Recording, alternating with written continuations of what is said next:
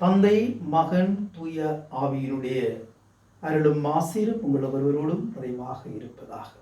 புதியதொரு நாள் எங்களுக்காக புலந்திருக்கிறது. புது தென்போடு புத்துணர்ச்சியோடு புதியதொரு நாளுக்குள் நாங்கள் காலடி பதிப்போம். இன்றைய நாளிலே ஆண்டவராகிய கிறிஸ்து எங்களுக்கு சொல்லுகின்ற வார்த்தைகள்: உங்களை துன்புறுத்துவோருக்காக இறைவனிடம் வேண்டுங்கள்.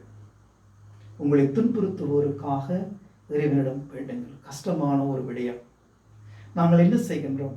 எங்களை பற்றி கதைப்பவர்களுக்கு, எங்களுக்கு எதிராக கதைப்பவர்களுக்கு, தேவையில்லாத கதைகளை கதைப்பவர்களுக்கு, எங்களை பற்றி இல்லாதது பொல்லாத சொல்லுபவர்களுக்கு, எங்களுடைய வாழ்க்கையை பற்றி கதைப்பவர்களுக்கு நாங்கள் என்ன செய்கின்றோம்?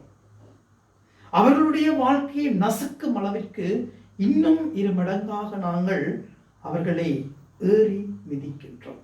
அவர்களுக்கு எதிராக பொற்கொடி தூக்குகின்றோம். அவர்களுடைய வாழ்க்கையையும் நாங்கள் நசுக்க நினைக்கின்றோம். அப்படி இருக்கக்கூடாது. நாங்கள் ஆண்டவருடைய பிள்ளைகள் என்றால், ஆண்டவருடைய அன்பை உணர்கின்றோம் என்று சொல்லி சொன்னால், ஆண்டவருடைய வழியிலே செல்லுகின்றோம் என்று சொல்லி சொன்னால், நம்மளுக்கு எதிராக குற்றம் செய்பவர்களை மன்னித்து அவர்களை ஏற்றுக்கொண்டு, எங்களுக்கு எதிராக பிழைகள் செய்பவர்களையும், எங்களுக்கு எதிராக குற்றப்படி சுமத்துபவர்களையும், எங்களுக்கு எதிராக பல பல செயற்பாடுகளை செய்பவர்களையும் நாங்கள் மன்னிக்க தயாராக இருக்க வேண்டும். மன்னித்து ஏற்றுக்கொள்ள வேண்டும். என்னை பற்றி ஒருவன் கதைக்கிறான், தேவையில்லாத கதைகள் எல்லாம் கதைக்கிறான், தப்பாக கதைக்கிறான், பரவாயில்லை. ஆண்டவரே, இவரை மன்னியும், இவருக்காக நான் உம்மிடம் வருகின்றேன் என்று நாங்கள் சொல்லுகின்ற பொழுது ஆண்டவர் என்னையும் மன்னிப்பார், பிழை செய்தவரையும் ஆண்டவர் மன்னிப்பார்.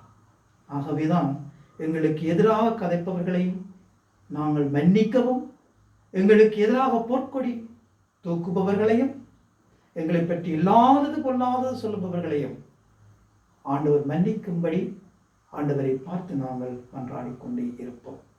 ஒவ்வொரு சகோதரனும் சகோதரியும் என்னுடைய உண்மையான உரித்தான சகோதரன் சகோதரி என்பதை மனதில் இருத்தி அன்பு நிறை வாழ்க்கையோடு நாங்கள் இறைவனோடு பயணமாகுவோம். அன்னை மூலமாக அன்பின் பிள்ளைகளாக உருமாற்றம் பெறுவோம். எல்லாம் இறைவன், தந்தை, மகன், தூய ஆவியின் அனைவரையும் விரைவாக ஆசீர்வதிப்பாராக.